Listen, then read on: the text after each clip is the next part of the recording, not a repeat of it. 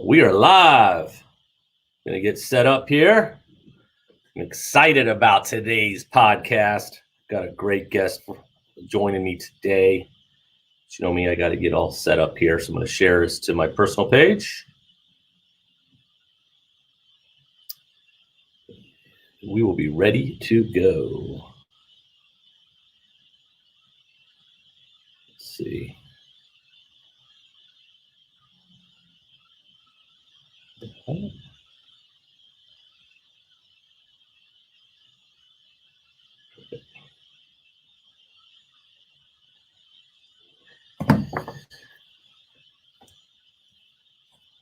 And welcome to the Super Terb Podcast. I'm your host, Michael Terbet. I'm your local real estate expert in the Raleigh, Durham, or Triangle area, aka Super Terb or Coach Terb. And I can't thank you enough for being on or joining me today on the podcast. I'm streaming live on YouTube, Facebook, and I'm also found on Spotify and iTunes. I started this podcast. I can't believe I'm on episode 17. Can't believe it. I started this in the fall and with the main purpose of talking real estate, business, sports, and beer in the Triangle, featuring local entrepreneurs, business owners, coaches, you name it. Let them tell their story. And then, of course, featuring a local beer of the week with some real estate tips and topics thrown in. So I can't be more excited about the guest I have coming on today. Kelly Helton with Cheer Extreme Raleigh. She owns the gym. I believe she's going to tell her story of how long she's owned it, but it's the largest cheer gym in the state of North Carolina. Kelly is a 4-time world champion, 3-time summit champion coach, and they have over, I believe, 16 competitive teams. They travel, all different ages. My daughter Jenna is a mermaid. It's absolutely amazing what they run there. So I wanted her to come on to tell her story, tell everyone a little more about Cheer Extreme.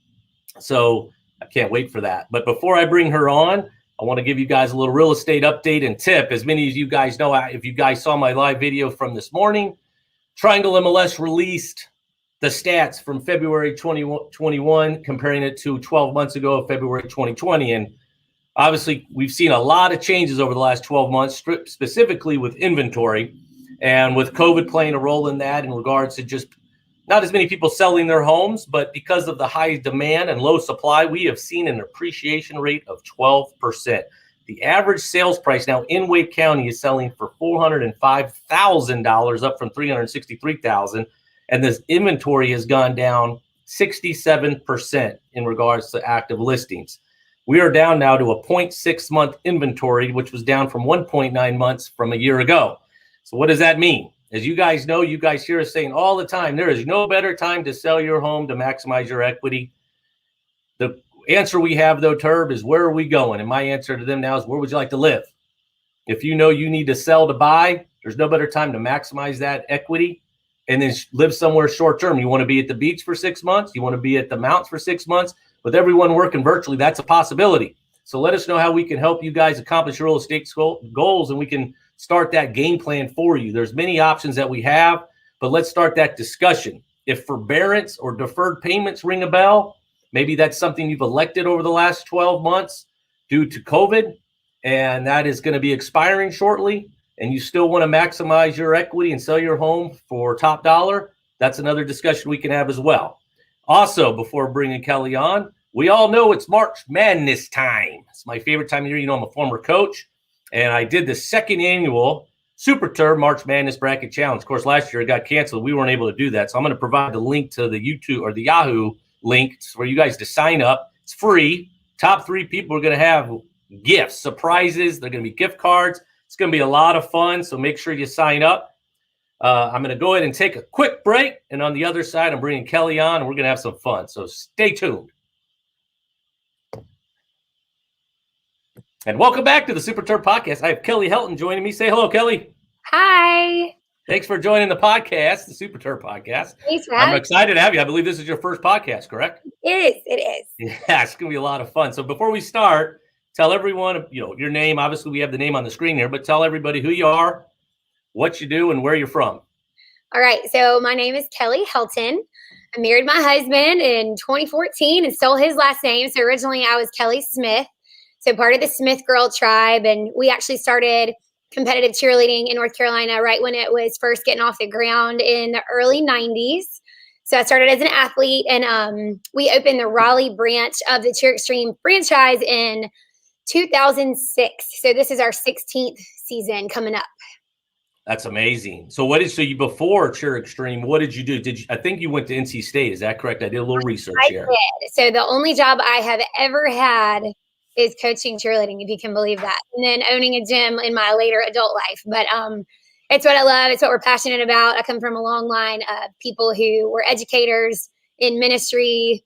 And I found that out last fall. So it's pretty cool for me to see because it comes pretty natural from a whole family. So what made you go that route? I know you said that's all you knew. Did you have any other opportunity to come leaving state to do something else? You're like, no, I want to. So I was a business major with a psychology minor. I just knew I wanted to work with children, and whether that, my whole heart was set on being an educator as I was growing up, but then my love for cheerleading kind of trumped everything else. And so it's just what I was the best at. And I knew I wanted to continue doing it as long as I could. And I met my husband, who's actually also in real estate, originally from Atlanta, Georgia. And he and I together have really made this thing what it is today. I think it's a rare pairing, if you know the two of us. But I've really leaned on him to make the business aspect of it come to what it is today. That's a good balance. It is. So before we continue on, tell everyone where Cheer Extreme is located. So we are South Raleigh, just a couple miles south of downtown, right off Tryon, if you are familiar with that area. And we built this gym brand new in 2019 in March. And so we've been open at this location for about 2 years now. How long? Because the gym is humongous. So what's the square footage? What's the square footage of the? It is 16,000 square feet of open gym space, and then with the lobbies and the bathrooms and the mezzanine, we've got 19,000 total. Yeah, and you got a nice lounge in there for dads to hang out and watch as well, which I like. Like I was telling before we came on, I can't take all. My wife does all the heavy lifting in regards to most practices, but I enjoy going there as what is for game day. So when you started Cheer Extreme, we got involved. What was the mission for Cheer Extreme? Like, what was because you are the largest cheer gym in the state, correct? Yes, we are. Okay. There's a lot of things that little girls can learn, and we actually teach a lot of men too, so I don't want to leave them out. But originally, we have this sense of girl power but we want to keep our feminine side of what we do active. We're competitive in nature, but we like wearing, some sparkle and some flutter to our skirt. And I think that it's okay to merge those two things and just really show what girl power is all about. And originally that was the plan, and it has worked out really well for us. And now we kind of dominate in the co-ed side of things too. So we've got, close to 30 guys that we train on teams. And I think our youngest one is 4 years old and our oldest one is 35. So we've got quite a range of people that we train here. And now it's just all about showing off and kind of being in your element and having the gym be a safe haven for these kids to come truly be themselves and not have to worry about all of the things that are going on in the world, especially these days. So it's been more important than ever to have that safe haven and provide that. How many age groups do you guys? I see you just had a range, but so you have 16 competitive teams. Is that correct? Yeah, we have. We've got a couple like tiny teams thrown in there too, and two half-year teams. So so it's about 16, 17 teams that are full year with the super competitive part. But we also offer teams for like kids who just learned how to walk, if you can believe that, for the most part. And so we have 3 tiny teams in addition. It's 22 total. So because you have people that would maybe want to do it part-time might not be the right thing to say, but not fully commit, get your feet wet, and then you've got the full. Because for people that are just listening to this on the podcast, watching this, unless you see this in person to see how athletic the boys and girls are, they have to practice all the time. So Jenna, I know, is at cheer. I just know she's going at some particular time, whether that's a private lesson or a practice. And she's almost got her back tucked. So I'm very excited about that with no hands. So we're working on that. So how many coaches do you have on staff? We have 19 total people on staff. And so about 18 coaches total. Cool. And what would you? What's the average team size? Like, as We far have as teams from, I think our smallest team is 16, and then our largest team is 38. very cool. So in regards to, I'm sure there's other cheer gyms in the area. What would you say separates you guys from your competition, or what makes you stand out from the rest? So while we are the largest competitive cheerleading gym in the state, what that offers is I always tell parents it's similar to joining a large university where they're guaranteed to have your major of sorts. So if your child is 8 years old and Jenna's a little older than that, but she's working on her tuck, she is guaranteed to have kids that are that same age working on those same skills so that we can make a team specifically for her and where she feels challenged, but also feels like she can contribute to the group, because those two things go hand in hand, and making, the trek to the top where you want to be a part of a world championship team. Hopefully one day we can provide that too from the beginning. So we offer all ages, all levels, and the little, we call it the ladder to the top, is very short from one level to the next. So it seems like you can get there and it seems feasible and it seems viable, and you're not having to jump to these massive hurdles to make it to the next level.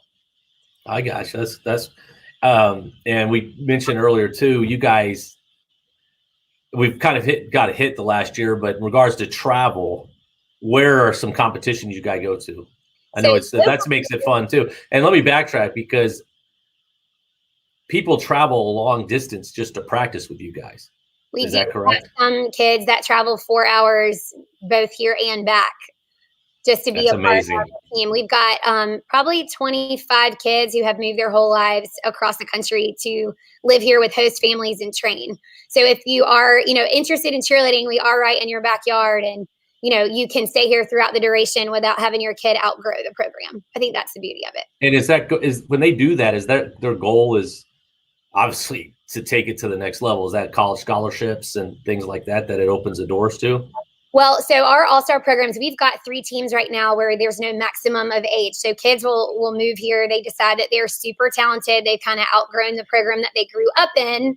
Level-wise, they want to be around kids like Jenna, who are just as good as she is for her age. And they do their research and watch YouTube, all great things, and then they decide that we are a good fit for them, and it needs to be both ways. And a lot of kids, their ultimate goal is just to cheer here and try to win a world championship.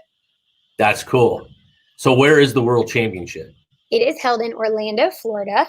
But our older kids, typically without COVID being a part of it, we've actually held a lot of events at our in-house this year for the first time ever. So we're all trying to,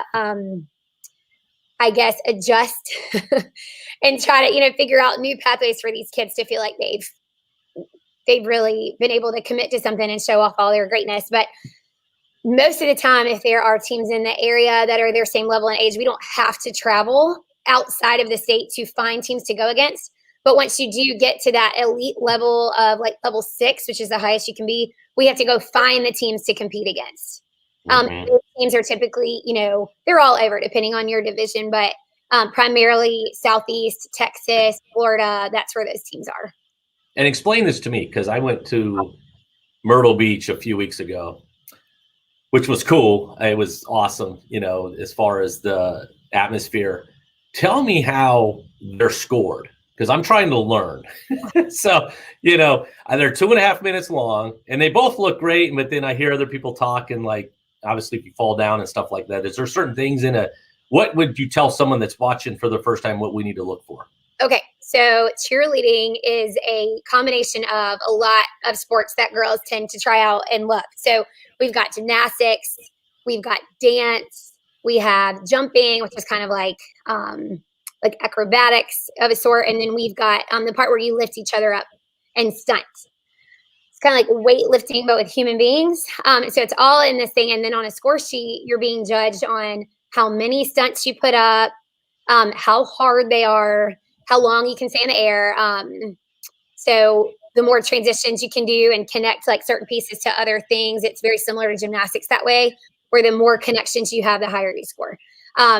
We want to get to the point where all of our teams are flipping over with good timing and good synchronization, similar to like synchronized swimming, if you've ever watched something like that before. So we're working on those counts and the the technique behind that. And then ultimately it's an emotional sport. So there is a semblance of how you made the judges feel at the end of your routine. And if it was a good feeling, you get a score that is higher, like theater, arts, and of that sort of nature. So it's been nice. Pretty interesting. Yeah. So who comes up with the routines? Like, do you already have routines planned? A lot of times, like if we have a team where all the flyers are really flexible, then we'll make sure that we have a section of our team that shows that off. If we've got some really strong bases, sometimes we'll have like one girl hold one girl over her head. And, we make sure that we highlight those moments in the routine based on the kind of kids that we have on the team for the season. But ultimately, there's kind of a recipe that you follow, and you make sure you have each piece of it in with like sprinkle in some seasoning of what your team's the best at that year. Do you catch yourself thinking of routines? Because I know when I coached, I was drawing plays on the back of napkins and things like that. Where is that similar? I think we definitely have some coaches on staff where I have hired them because they are so good at that portion of it. I've kind of grown into more of the business aspect in my older age. But we've got the best of the best people on staff here for sure. Yeah. All right. Well, that kind of leads me to my next question. So you guys are the largest, in my opinion, the best. But what would you attribute to your growth and to get to that point? So we do a lot of connecting with our athletes on an individual basis, a lot of connecting with our parents, like our staff, for instance, this week is doing a conference call with parents to make sure that we're all on the same page. We hand out progress reports a lot of years to make sure the parents know, just like you do from an education standpoint, where your kid is, where we see them going, making sure everybody's on the same page that way. So leading into tryouts for the next season, or more like evaluations, because everybody makes the team here, that everybody's on the same page and we're setting the kid up for success. I think that is a big reason why we have a big gym atmosphere, but because it's a family business, we've always treated it as such. Great. No, that's it. And we talked about it briefly, but a year ago, about this time, we were all hit with a haymaker. Yeah. I laughed at my memory. It's not funny, but at the same time, it was like a meme. And it's like 2 weeks with the family, what could go wrong? Remember, all we had to do was flatten the curve. We'd be back by Easter. We're fine. Obviously, we had no idea. No. So with COVID hitting, you obviously had to adjust a lot of what you guys do to keep everybody safe, clean, but continue the course. And I think you guys have done a phenomenal job of that, because I want to say Jenna really hadn't missed a beat. I mean, outside of not being able to travel as much. But what did you have to take in? What did you guys have to do to take COVID into account to make sure everyone was safe, following protocol, and still enjoying what they want to do? I think it was super helpful for me because I'm a mom also of a daughter who cheers here. So I got to see it from both aspects, and nothing was more important to me than, like you said, making sure they didn't skip a beat, because these parents put so much time and energy into training these kids' skills, and you really can't take a lot of time off or you're kind of losing what you've gained. And nothing was more important to me than making sure the kids mentally had a place to go. So we started the Zoom practices literally like we didn't miss a beat. We were on top of that. We figured out how to use Zoom just like the rest of the world was figuring out. We taught our kids how to use it. I came up with a system where we had like a bingo chart, and the kids got to pick which conditioning element they wanted to do, because ultimately in the beginning, they just had to stay in shape. Because a lot of these skills, you can take a month off from cheerleading and you'll kind of pick up where you left off. But more than that, it was important. We started doing outdoor tumbling classes, and we'd Zoom in and just show us what you can do in the grass. And, safely, of course. And then once the gym was able to open, we had 15,000 square feet devoted to 9 kids at a time. Mm-hmm. And all over the gym. And then that grew into 1 team at a time. And then we learned as much as we could to make sure that it was as safe as it could possibly be. And getting the gym sanitized, getting it cleaned every day, and all that kind of stuff. So masking. And then like you mentioned, virtual, you've had to go to some virtual competitions, but at least that gives them the opportunity to still perform and showcase what they're doing. I would say that where it's been big for us is that just for the kids' mental health too, because, being able to still be able to be in, to enjoy doing what they're doing and get out and do it, where a lot of kids have not been able to do that. Like my son plays basketball. I coach him in basketball. No one's playing basketball right now because of, the company that we work with. They actually went and found a warehouse that they can lease, because we would play mostly in schools, at just school gyms or churches, things like that. And so but to be able to have the kids be able to continue to do what they're doing, I think is huge. So we appreciate that. What's your vision at Cheer Extreme? Where do you want to be in 5 years? And this sounds kind of cliche, I guess, but we just need to keep doing what we're doing. We rise to the times. I think that we've learned so much this season about how to overcome obstacles. But I would be surprised if, we've had kids be exposed at school and then they're not able to be on the teams, and we've had to pull kids from other teams. And the ability of my staff, to be quite honest, they're the best at what they do. And just continuing for me to find those people, if we do grow, which obviously is the goal year to year, to make sure that we're putting the right people in places to just continue being the best of the best, which is what we've been since we've opened our doors 16 years ago. Would you want to open another location? So we actually own a lot, speaking of real estate, across the street from where our current gym is. And if our recreational tumble program continues to grow, which we're actually starting a program for boys. Specifically, we're going to call it X-Men because that's our mascot, is the X-Man if you visit our website.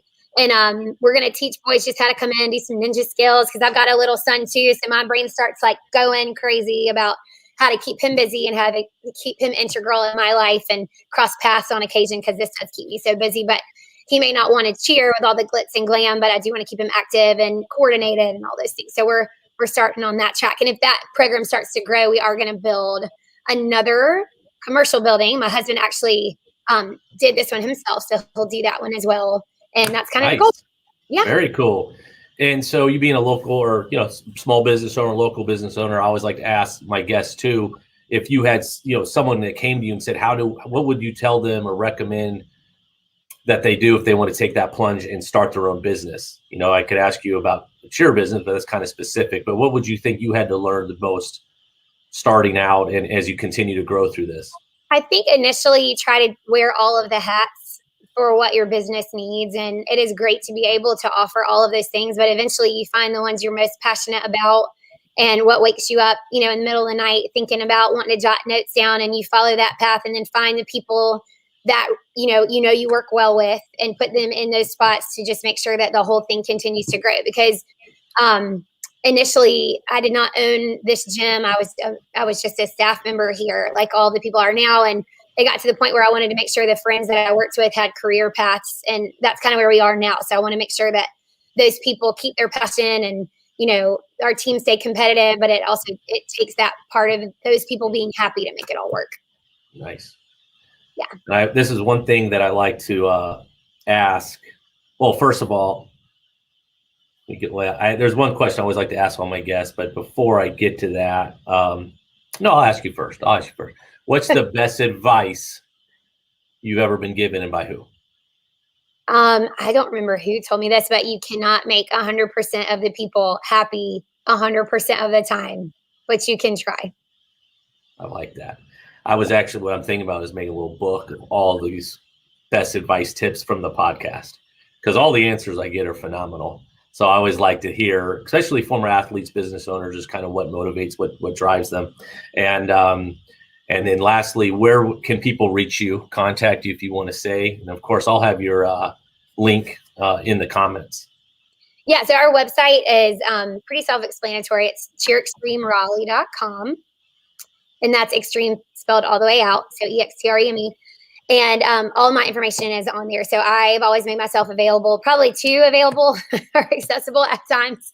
But email or text is always a really good way to catch me personally. But we do have a really good class options for people who have just ever thought about cheer being a thing. And naturally, it kind of works its way where it's going to go for your child. But we do always look out for their best intentions. And like I said, this is a family business. So both of my nieces cheer. My sister started the company back in the 90s. My mom was her office manager and still is to date. And then now my husband and my daughter do it as well. So we love what we do. And I think it's pretty evident once you set foot through the door.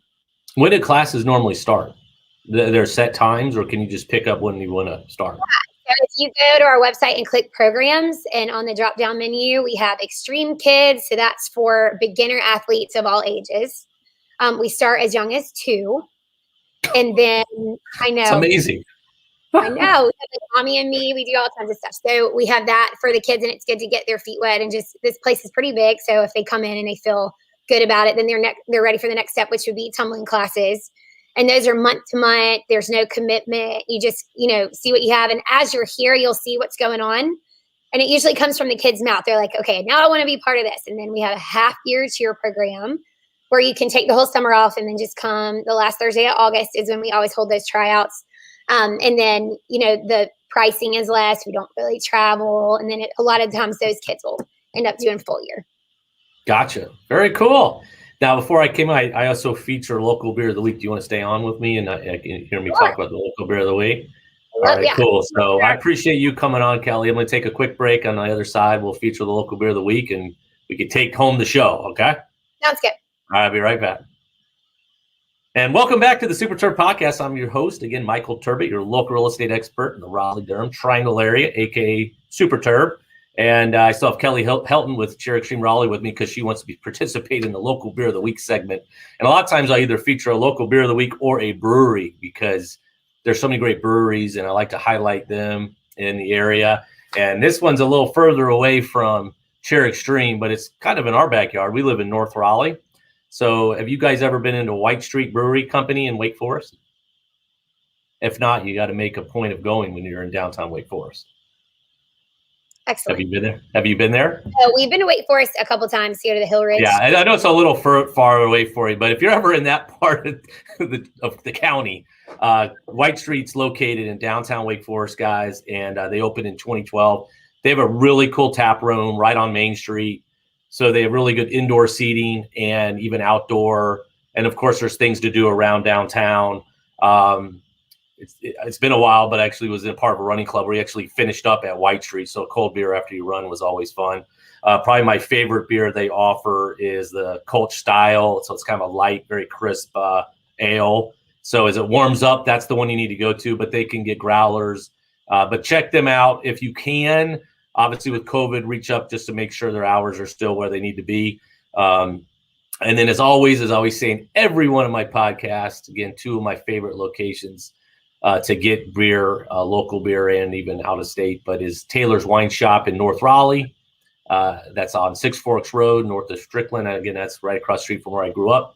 And then another one right around the corner from me now is Dee's Bottle Shop. Great place to go and pick up beers and have a good time. So is there a favorite beer you like? Because tomorrow's St. Patrick's Day. So do you like Guinness? It is. We're more like an IPA. There you go. Yeah, I got into IPAs more this past summer. Unfortunately, with COVID, I kind of put on the COVID-19 in the fact that we got to know Grubhub and DoorDash real well, Uber Eats, and of course beer. But the IPAs are good. I like stouts, but yeah, tomorrow's St. Patrick's Day. I just remember that. I was like, so we got to wear green and have a Guinness. So anyway, well, Kelly, thank you so much for coming on the podcast. I know you're busy, but I really wanted to have you on just to tell your story, have more people hear about it and about you and your great company. And of course, we'll see you in a couple. Well, I'll be in Myrtle Beach in 2 weekends to see us win. And now I'm going to be better. See Jenna tomorrow. Huh? What's that? I said we will see Jenna tomorrow. Oh, she. But you'll see. I'll be there, and I'm going to be well versed now on the judging. So I'm going to have more conversation with the judges there and all the other moms and dads that I can really keep a point of. So, guys, thanks so much for joining episode 17 of the Super Terb Podcast. Look forward to seeing you guys next week. Again, if you guys need any help with your real estate goals here in the Triangle, please reach out to me. I'd love to help you. Again, it's Michael Terbet, your local real estate expert with the Ida Turbo Group, Coldwell Banker, HPW. And as always, guys, remember who you work with matters. Have a great week, and we'll see ya. Bye. Thank you.